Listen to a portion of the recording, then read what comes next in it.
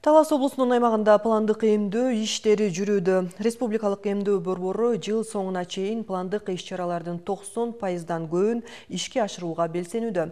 Кенен кийинки сюжетте сөз болот.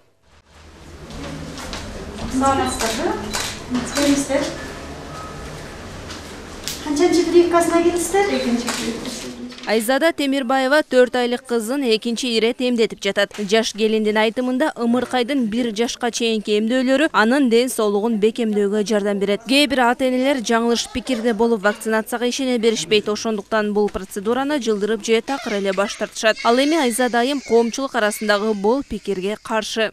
Мен вакцинага эч кандай каршы эмесмин. Жана ар кандай сөздөр айтылып жүрөт. Азыр бул вакцина bundan жасалат, тигинен жасалат, балдарга зыян экен дегенге таптакыр кошулбайм. Бул вакцина тескеринче балага пайдалуу, ошондуктан алып турабыз убактысы менен.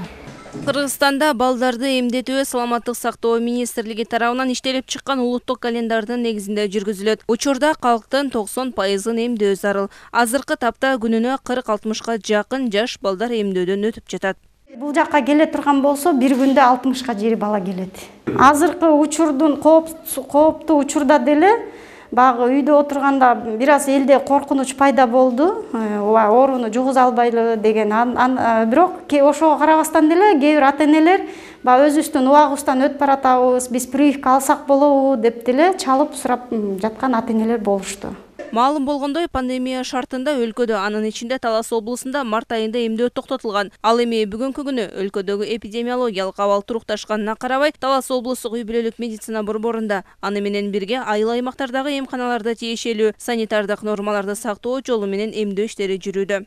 Адан тышкары биз атайын мобилдик бригадалар иштеп атат азыр.